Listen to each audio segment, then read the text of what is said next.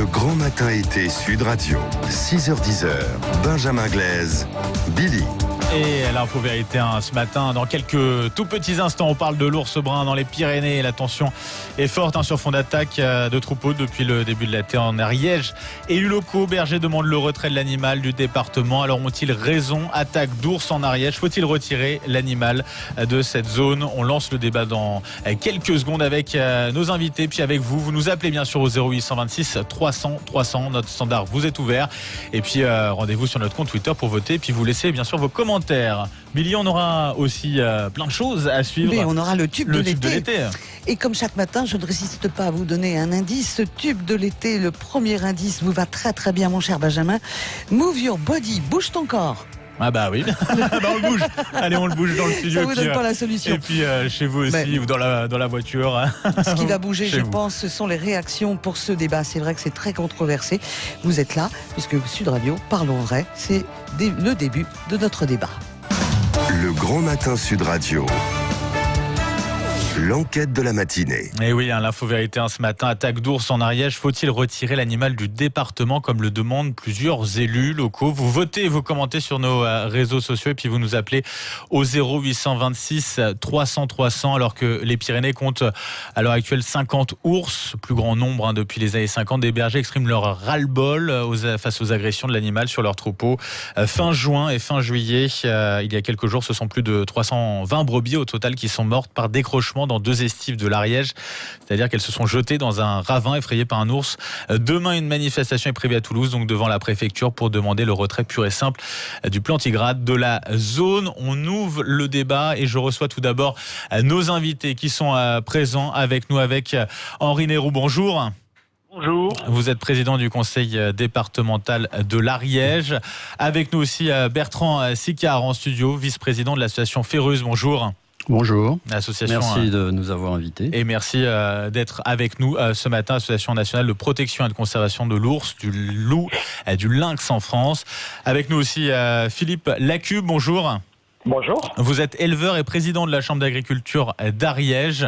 Et puis enfin, Marc Giraud est avec nous aussi, porte-parole de l'ASPAS, l'association pour la protection des animaux sauvages. Bonjour Marc Giraud. Bonjour à tous. Et on va faire tout d'abord un point sur notre sondage en ligne sur notre compte Twitter Sud Radio. C'est avec vous Mathilde Chouin. Alors que répondent nos auditeurs pour le moment à cette question? Faut-il retirer l'animal de l'Ariège? Non à 73%, oui à 27%. Pour Tibérus, l'ours est à sa place, l'homme non. On attend vos autres réponses au 0826 300 300 ou sur le compte Twitter de Sud Radio. Allez, on va commencer le débat, on va lancer ce débat avec vous, Henri Néroux, président du conseil départemental de l'Ariège. Vous avez prévu de manifester demain devant la préfecture de Toulouse, c'est ça? Oui, effectivement. D'abord, un petit mot. Merci d'avoir organisé ce débat qui est bien équilibré et c'est très bien. Un petit mot sur le résultat provisoire. Ou je ne sais pas dans quel sens. Oui, provisoire. Du de nos auditeurs. Oui, 73%, je vais vous dire rapidement que c'est tout à fait normal. Plus on habite loin des montagnes, et plus on est pour le maintien de l'ours, effectivement. Tout cela est assez réducteur. Je crois qu'on ne peut avoir qu'une vue. Je peux même pas l'avoir puisque je ne suis pas dans les estives, même si je suis un enfant de la montagne qui a toujours eu peur, je le reconnais, de l'ours. Alors nous, mais demain... Vous allez vous demander carrément le retrait de l'ours. Non, alors on va revenir au retrait. Alors je parlerai tout à l'heure des assises du pastoralisme que nous avons organisées avec Philippe Lacube à Foix le 9 décembre 2017 où les associations qui étaient favorables au maintien ou au retour de l'ours qui étaient invitées ne sont pas venues. C'est dommage parce que c'était la première fois que dans une organisation ou bien dans un meeting, ou bien dans une réunion, on n'évoquait pas le retrait de l'ours. C'était la première fois. Et ça a été dédaigné. Et voilà où on en est, ce qui provoque d'ailleurs la venue des maires scènes de leur écharpe tricolore devant la préfecture de Toulouse. où il y a le préfet coordonnateur pour l'ours. Oui, effectivement. Et là, ces maires ont déjà produit des arrêtés de refus, de divagation pour des problèmes de responsabilité. Lorsqu'on est association, ce n'est pas grave, on peut être pour ou contre, et il n'y a aucune contre-indication importante. Quand on est maire, on est responsable de la sécurité sur les domaines dont ces maires ont la responsabilité. Ce n'est pas dédaigné. Alors Philippe Lacube est avec nous aussi. Lui, il est éleveur, président de la Chambre d'agriculture d'Ariège. Vous constatez des dégâts importants cet été à cause de l'ours ? Cet été, on en est à 600 brebis prédatées dans l'Ariège, c'est-à-dire que tous les compteurs explosent. Chiffre officiel de l'Adréal donné vendredi. Donc les compteurs explosent sur les brebis qui sont imputables. On le savait. L'Ariège, aujourd'hui, il y a des ours partout. Et l'incompatibilité avec le pastoralisme, elle a été maintes fois dénoncée. Et elle existe par ailleurs, puisque sachez qu'en ce moment, en Roumanie, le ministre de l'écologie met 140 ours en chasse, je crois. Donc la problématique de l'ours, elle ne se pose pas que dans les vallées pyrénéennes, elle se pose bien ailleurs, au-delà des Pyrénées, et on ne le dit pas assez. Et pour vous, ça veut dire que demain, vous serez présent aussi Oui, alors demain, c'est un rassemblement de maires, soyons bien clairs. Ce sont des maires d'Ariège qui seront devant la préfecture de région pour manifester leur désapprobation.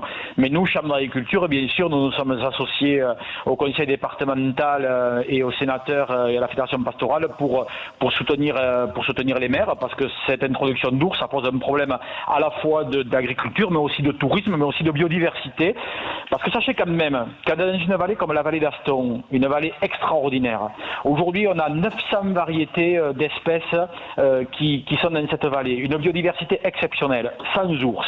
Dans les vallées où ils vont nous chercher les ours, là en Slovénie, on a 300 variétés, espèces végétales et animales, 3 fois moins. Ah, ça, des ours, il y en a. Mais pour autant, il n'y a pas plus de biodiversité que ça.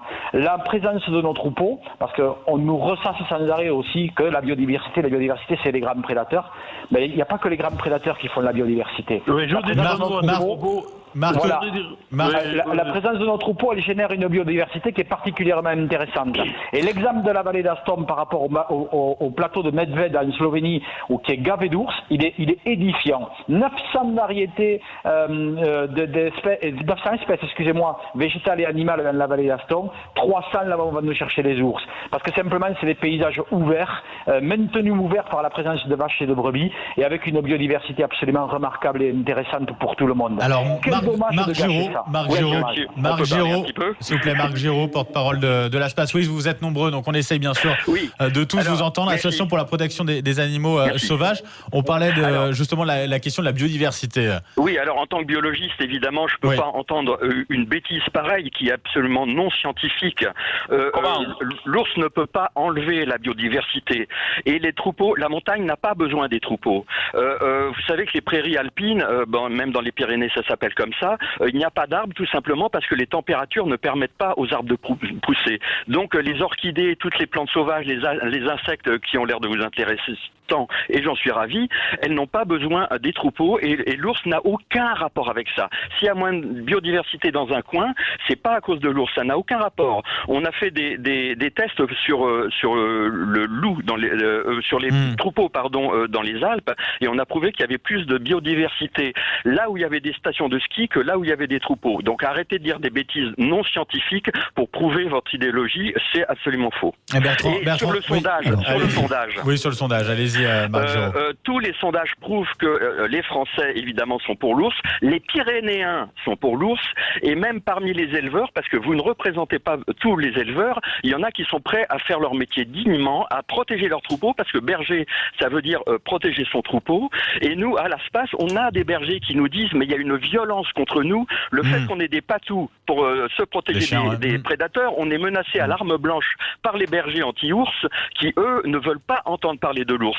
Donc il y a vraiment une espèce de poignée de black bloc des vallées qui ne veut pas respecter la loi et la protection de notre patrimoine, le patrimoine pyrénéen dont ils devraient être si fiers, ils ne le respectent pas. Et c'est pas les ours qu'il faudrait enlever de ce coin-là, c'est les gens qui ne respectent pas le coin. Bon, Marc Giraud, Bertrand Sicard, je voudrais vous entendre. Bon, alors moi, je pense qu'il faut déjà vice-président de l'association Ferrus. Oui, je pense qu'il faut déjà dépassionner le débat. Il faut déjà. Il est très passionné. Il est très passionné. Je pense que c'est jamais bon de rentrer dans des débats trop passionnés parce qu'on se met dans des positions de posture et on peut plus discuter. Donc ça, c'est le premier point. Le deuxième point, c'est qu'il faut bien rappeler à vos éditeurs que l'ours a toujours été dans les Pyrénées. Ça fait vraiment partie du patrimoine culturel des Pyrénées.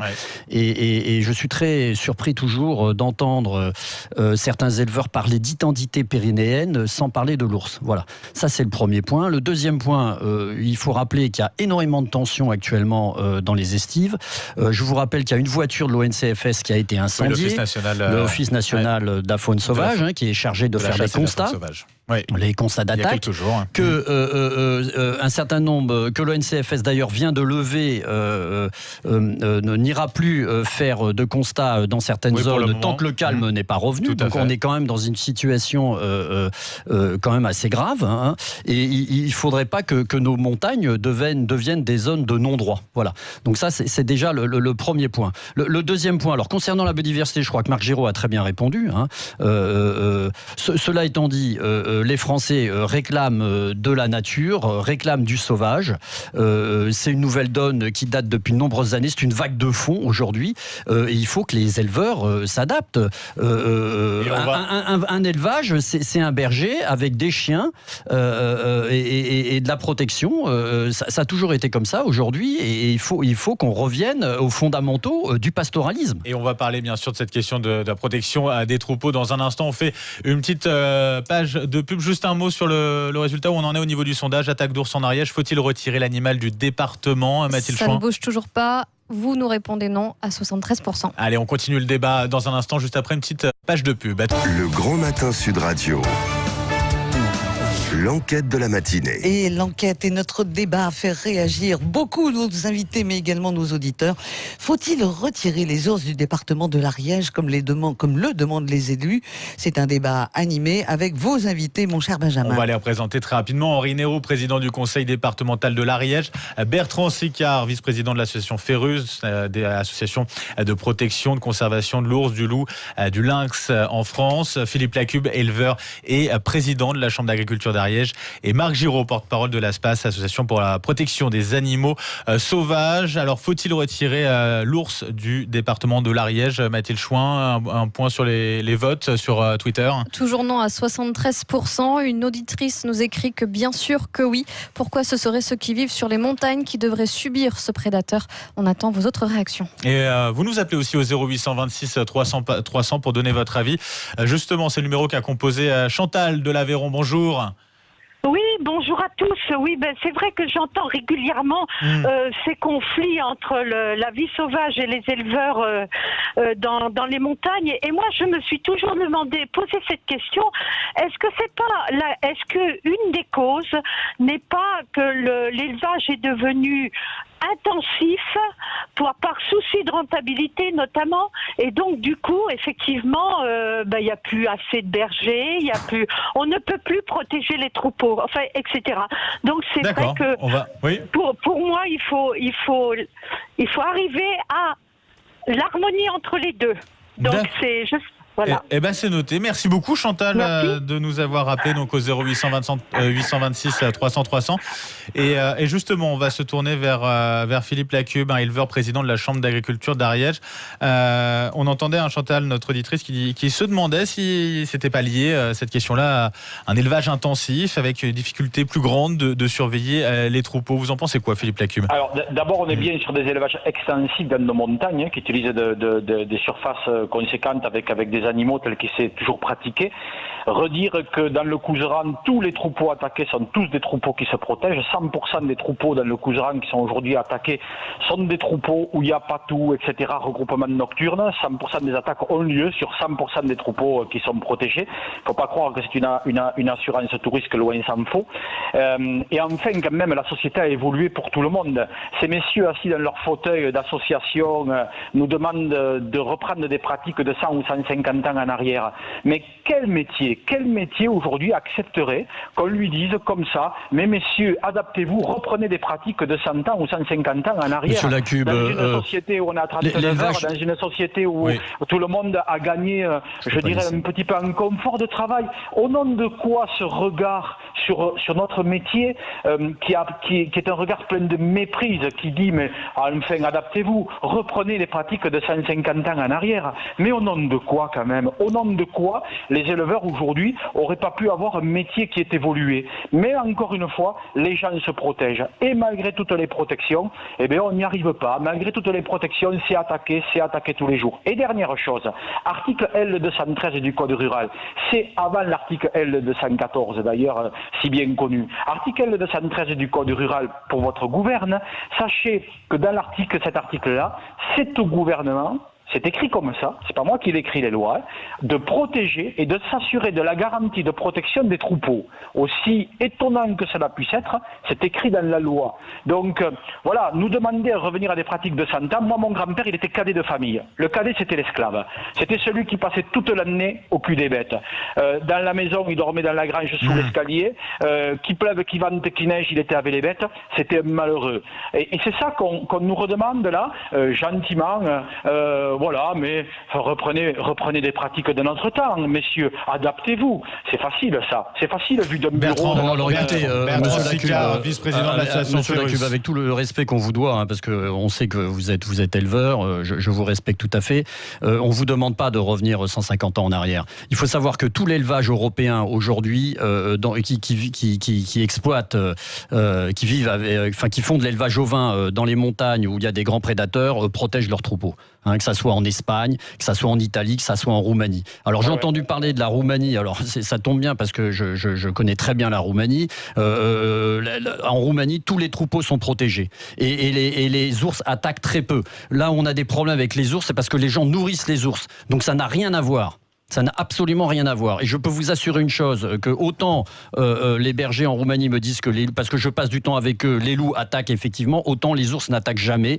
Parce que les ours, lorsqu'un troupeau est bien protégé, ils n'aiment pas les chiens et ils fuient la défense des troupeaux. Voilà. Donc, parce que nous, on vous demande pas de revenir 150 ans en arrière, on vous demande seulement de faire un métier, que le métier de berger, ça a toujours été un métier où on gardait ses bêtes. On les lâchait pas dans la montagne livrées à elles-mêmes. Il ne faut quand même pas oublier, il faut quand même rappeler, c'est qu'on est passé à des troupeaux de plusieurs centaines de bêtes à des troupeaux de milliers de bêtes maintenant.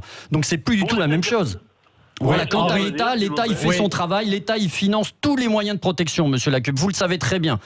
Et d'ailleurs, une dernière chose, parce qu'il faut les éditeurs doivent le savoir, c'est dans les zones à grands prédateurs que l'élevage résiste le mieux, que ça soit dans les Pyrénées ou dans les Alpes. On va entendre Henri Neyroux sur cette question. Vous êtes président du conseil départemental de l'Ariège. Sur cette question de la protection des troupeaux, c'est le problème principal selon vous? Attendez, d'abord, il n'y a pas de côté des demeurés, de l'autre côté des rêveurs. Reprenons un peu nos esprits. La différence, messieurs les défenseurs de l'ours, c'est que les pratiques en montagne ont changé avant. La montagne, c'était le domaine du roi et du berger. Maintenant, c'est un territoire de partage où il y a des randonneurs et qu'il n'y avait pas lorsque j'étais jeune dans mes montagnes, ce qui est... c'est une très bonne nouvelle. Tout à fait différent. Ensuite, je pense que l'ours n'a plus sa place là où il y a du pastoralisme et là où il y a des randonneurs. C'est clair, c'est la raison pour laquelle nous avions, il y a 2 ans, il y a 1 an et demi maintenant, proposé non pas le retrait, je le rappelle, mais un cantonnement qui serait décidé par l'État. Vous avez fait état effectivement de la responsabilité du gouvernement, de la responsabilité de la puissance publique. J'ai lu l'excellent papier de M. Chalier hier dans la dépêche de dimanche, qui fait parler un protecteur de l'ours et de la nature. Et ce protecteur dit il y a un problème parce que l'État paie pour monter des bêtes à l'estive et l'État paie également la réintroduction de l'ours. Et il ajoute, là il y a un problème de politique publique à résoudre. on ne peut pas mieux parler. Pour ce qui concerne le sondage, si on me propose un sondage, suis-je favorable à la réintroduction des rats dans les égouts de Paris, comme j'habite en Ariège, je répondrai oui. Ou bien du vipéraspic. Oui, ça on a bien compris. On a bien compris votre argument là-dessus, Henri Neyroux. Mais pas des demeurés. Attendez. Oui. Il faut quand même raison garder. Nous ne sommes pas biologistes, nous ne sommes pas savants. Nous sommes des gens de la terre là-haut et nous avons des problèmes qui vont finir en drame. Mon problème, c'est que j'ai peur de deux choses, qu'il y ait mort d'homme et qu'il y ait mort d'ours. Mort d'homme parce que ce serait une catastrophe et mort d'ours, ce serait un coup terrible porté à la réputation de l'Ariège qui n'est plus industrialisé. Hélas. Mais alors, quand il y a eu la réintroduction des 2 ours en octobre, il y a eu quand même certains bergers qui ont suivi justement à essayer de retrouver ces ours. C'était quand même assez agressif ou pas alors à ce moment-là? Non, moi je ne juge pas. Je ne juge pas cela. Je dis qu'il y a exaspération qui peut amener très loin. Et moi je ne veux pas que ça aille trop loin. Nous avons proposé le cantonnement avec 3 conditions. 1, que ce ne soit pas imposé. 2, qu'on puisse mettre des ours qui ont le droit de vivre en Pyrénées selon les adeptes et selon les associations et selon les votes favorables, où il n'y ait pas d'estive et où il n'y aura donc pas de danger. Et puis troisièmement, que l'État paye mais le prix qu'il faut pour garder les ours dans les Pyrénées, dans des endroits confinés. Ça s'appelle le parc national. Marc, oui, alors on va juste entendre Marc Giraud là-dessus, porte-parole de l'ASPAS, l'association pour la protection des animaux sauvages. C'est possible comme ça de cantonner les ours sur une zone ? Est-ce que c'est souhaitable d'abord? Et au passage, le parc national a été fait à tout. Il y a des potentats locaux qui ont tout fait pour que le parc national ne soit pas dans la zone à ours, c'est-à-dire qu'il ne protège pas les ours. Donc c'est un peu hypocrite de dire qu'il y a un parc, il n'est pas fait pour les ours. Déjà. Ensuite, votre question? Oui, c'était par rapport justement à ces questions de cantonnement. Est-ce que c'est possible? Est-ce que c'est viable? Est-ce que c'est une bonne chose ou pas? Encore une fois, on ne donne pas de leçons. À chaque fois, les éleveurs anti-ours ou anti-loups nous servent qu'on est sur des fauteuils. On est des hommes de terrain. Bertrand et moi, on a observé des ours et des loups pendant des milliers d'heures, bien plus que tous les bergers des Pyrénées réunis. On sait de quoi on parle. Moi, ma grand-mère gardait ses moutons en Haute-Vienne avec un bâton. Donc évidemment, il y avait moins de moutons qu'aujourd'hui, il y avait moins de brebis. Et un bâton suffisait. Donc on sait, on n'est pas des naïfs, on n'est pas des innocents, on n'est pas dans le rêve. On représente simplement la majorité des Français, parce que ces éleveurs anti-ours ne représentent ni les Français, ni même les Pyrénéens, et votre sondage le prouve, ni même tous les éleveurs, parce qu'il y en a qui sont prêts à jouer le jeu. Encore une fois, nous on a de l'empathie pour ce métier qui n'est pas toujours facile, et donc on est du côté des éleveurs. Mais il faut jouer le jeu. C'est un métier qui est subventionné à 70%, c'est-à-dire que c'est l'argent public, c'est nos impôts, et donc ils ont des comptes à rendre finalement. Allez, un dernier mot. Un dernier mot avec Bertrand. Alors je voudrais dire, c'est que souvent on accuse l'ours alors qu'on n'est pas du tout sûr. Les 2 gros dérochements qu'on vient d'avoir, le préfet a préféré accréditer la thèse de l'attaque de l'ours, mais on n'a aucune preuve, personne l'a vu, aucune brebis a été prédatée. Donc ça c'est déjà la première chose. Ensuite, de dire que tous les élevages sont protégés, c'est pas vrai. Aujourd'hui, il y a une association qui fait du très bon travail sur le terrain dans les Pyrénées qui s'appelle la Pastorale pyrénéenne. Elle met à disposition des éleveurs, j'ai envie de dire volants, pour venir en aide, pour intervenir lorsqu'il y a des difficultés. Ils ont créé un réseau de chiens de protection, parce qu'on ne peut pas mettre n'importe quel chien de protection, et tous les éleveurs qui travaillent avec eux sont très contents et n'ont pratiquement pas d'attaque. D'autre part, je pense qu'il y a une chose qu'il faut quand même rappeler, c'est que on prend le sujet par le mauvais bout. Aujourd'hui, on a un développement très important du tourisme rural, et entre autres un tourisme qui est adepte de faune et de nature, et on devrait s'inspirer de ce qui se passe dans les monts Cantabriques ou dans les Abruzzes. Dans les Abruzzes, c'est 1 million de visiteurs par an pour venir voir les ours et les loups, et il y a de l'élevage, mais tous les troupeaux sont protégés. Ouais. Et alors on dit pas que nous ça se passe merveilleusement bien. C'est normal, la faune sauvage peut avoir des comportements de prédation, mais il faut quand même rappeler que l'ours c'est un végétarien à 80%, donc il attaque totalement occasionnellement. On a dépassé le temps imparti pour ce débat très intéressant, bien sûr, sur la question de l'ours. Je vais tous vous remercier. Vous étiez avec nous, nos invités. Merci beaucoup d'avoir été présents avec nous sur Sud Radio. Henri Neyroux, président du conseil départemental de l'Ariège. Bertrand Sicard, vice-président de l'association Férus. Philippe Lacube, éleveur et président de la Chambre d'agriculture d'Ariège. Et Marc Giraud, porte-parole de l'ASFAS, l'association pour la protection des animaux sauvages. Un grand merci pour ce débat et pour avoir accepté de jouer le jeu et de confronter vos arguments. On va terminer avec les résultats du sondage. Ça y est, c'est terminé. Ça donne quoi sur les réseaux sociaux ? C'était animé en studio et par téléphone, mais sur les réseaux sociaux, ça n'a pas bougé tout le long du débat. Toujours non à 73%. Merci beaucoup à vous pour ce débat. Je vous le rappelle, à attaque d'ours en Ariège, faut-il retirer l'animal du département comme le demandent les élus locaux? Donc non à 73%. Merci à vous, aux auditeurs qui ont voté. Et puis merci à nos invités qui étaient avec nous. Les Sud Radio, 9h30, dans un instant, on en parle. La revue de presse, on en parle bien sûr dans les journaux et sur les réseaux sociaux. Mathilde Chouin reste avec nous en studio. Et puis, bien évidemment, arrive le rappel des titres de l'actualité.